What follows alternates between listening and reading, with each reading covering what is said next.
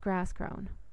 We dismounted now, leading our horses, and after about 50 yards the path ceased and came out on a well-made carriage drive. So at least we guessed, for the place was as black as pitch. Evidently the house couldn't be far off, but in which direction I hadn't a notion. Now, I didn't want to be paying calls on any Turk at that time of day. Our job was to find where the road opened into the lane, for after that our way to Constantinople was clear. One side the lane lay, and the other the house, and it didn't seem wise to take the risk of tramping up with horses to the front door. So I told Peter to wait for me at the end of the back road, while I would prospect a bit. I turned to the right, my intention being, if I saw the light of a house, to return, and with Peter take the other direction. I walked like a blind man in that nether pit of darkness. The road seemed well kept, and the soft wet gravel muffled the sounds of my feet. Great trees overhung it, and several times I wandered into dripping bushes. And then I stopped short in my tracks, for I heard the sound of whistling. It was quite close, about 10 yards away, and the strange thing was that it was a tune I knew. About the last tune you would expect to hear in this part of the world. It was the Scots air, "Caw the O's to the Nose," which was a favourite of my father's. The whistler must have felt my presence, for the air suddenly stopped in the middle of a bar. An unbounded curiosity seized me to know who the fellow could be, so I started in and finished it myself. There was silence for a second, and then the unknown began again and stopped. Once more I chipped in and finished it. Then it seemed to me that he was coming nearer. The air in that dank tunnel was very still, and I thought I heard a light foot. I think I took a step backward. Suddenly there was a flash of an electric torch from a yard off, so quick that I could see nothing of the man who held it. Then a low voice spoke out of the darkness, a voice I knew well, and following it a hand was laid on my arm. "What the devil are you doing here, Dick?" it said, and there was something like consternation in the tone. I told him in a hectic sentence, for I was beginning to feel badly rattled myself. "You've never been in greater danger in your life," said the voice. "Great God, man, what brought you wandering here today of all days?" You can imagine that I was pretty scared, for Sandy was the last man to put a case too high, and the next second I felt worse, for he clutched my arm and dragged me in a bound to the side of the road. I could see nothing, but I felt that his head was screwed round and mine followed suit, and there, a dozen yards off, were the acetylene lights of a big motor car. It came along very slowly, purring like a great cat, while we pressed into the bushes. The headlights seemed to spread a fan far to either side, showing the full width of the drive and its borders, and about half the height of the overarching trees. There was a figure in uniform sitting beside the chauffeur, whom I saw dimly in the reflex glow, but the body of the car was dark. It crept towards us, passed, and my mind was just getting easy again when it stopped. A switch was snapped within, and the limousine was brightly lit up. Inside I saw a woman's figure. The servant had got out and opened the door, and a voice came from within. A clear, soft voice, speaking in some tongue I didn't understand. Sandy had started forward at the sound of it, and I followed him. It would never do for me to be caught skulking in the bushes. I was so dazzled by the suddenness of the glare that at first I blinked and saw nothing. Then my eyes cleared, and I found myself looking at the inside of a car upholstered in some soft dove-coloured fabric, and beautifully finished off in ivory and silver. The woman who sat in it had a mantilla of black lace over her head and shoulders, and with one slender jewelled hand she kept its fold over the greater part of her face. I saw only a pair of pale grey-blue eyes, these and the slim fingers. I remember that Sandy was standing very upright with his hands on his hips, by no means like a servant in the presence of his mistress. He was a fine figure of a man at all times, but in those wild clothes, with his head thrown back and his dark brows drawn below his skull-cap, he looked like some savage king out of an older world. He was speaking Turkish, and glancing at me now and then as if angry and perplexed. I took the hint that he was not supposed to know that any other tongue, and that he was asking who the devil I might be. Then they both looked at me, Sandy with the slow, unwinking stare of the gypsy, the lady with those curious, beautiful, pale eyes. They ran over my clothes, my brand-new riding breeches, my splashed boots, my wide-brimmed hat.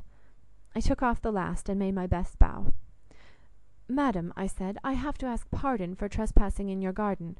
The fact is, I and my servant, he's down the road with the horses, and I guess you noticed him.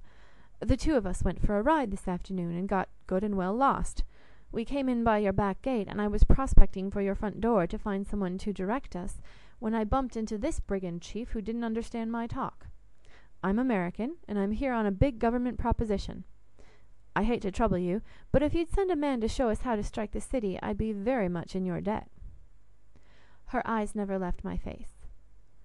"Will you come into the car?" she said in English. "At the house I will give you a servant to direct you." She drew in the skirts of her fur cloak to make room for me, and in my muddy boots and sopping clothes I took the seat she pointed out. She said a word in Turkish to Sandy, switched off the light, and the car moved on. Women had never come much in my way, and I knew about as much of their ways as I knew about the Chinese language. All my life I had lived with men only, and rather a rough crowd at that.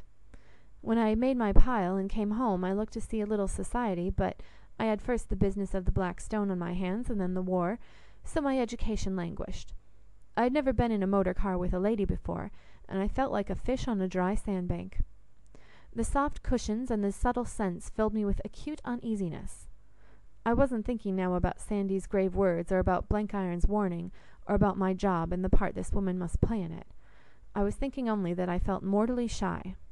The darkness made it worse. I was sure that my companion was looking at me all the time and laughing at me for a clown. The car stopped, and a tall servant opened the door. The lady was over the threshold before I was at the step. I followed her heavily, the wet squelching from my field boots. At that moment I noticed she was very tall. She led me through a long corridor to a room where two pillars held lamps in the shape of torches. The place was dark but for their glow, and it was as warm as a hothouse from invisible stoves.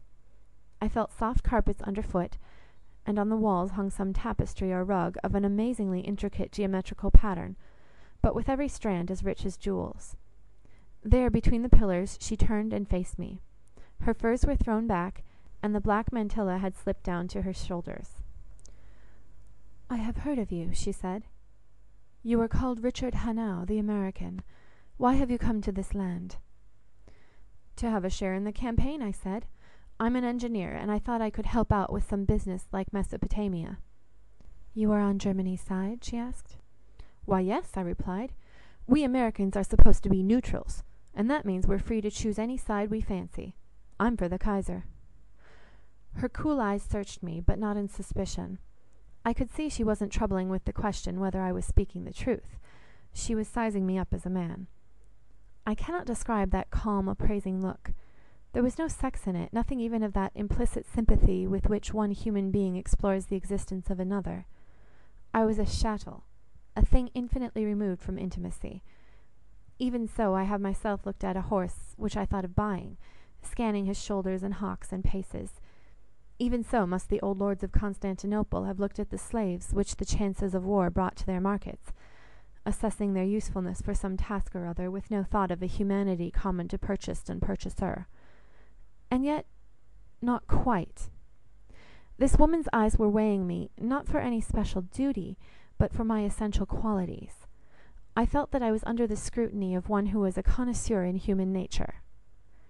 I see I have written that I knew nothing about women, but every man has in his bones a consciousness of sex. I was shy and perturbed, but horribly fascinated. This slim woman, poised exquisitely like some statue between the pillared lights, with her fair cloud of hair, her long delicate face, and her pale bright eyes, had the glamour of a wild dream. I hated her instinctively, hated her intensely, but I longed to arouse her interest. To be valued coldly by those eyes was an offence to my manhood, and I felt antagonism rising within me. I'm a strong fellow, well set up, and rather above the average height, and my irritation stiffened me from heel to crown. I flung my head back and gave her cool glance for cool glance, pride against pride. Once, I remember, a doctor on board ship, who dabbled in hypnotism, told me that I was the most unsympathetic person he had ever struck. He said I was about as good a mesmeric subject as Table Mountain.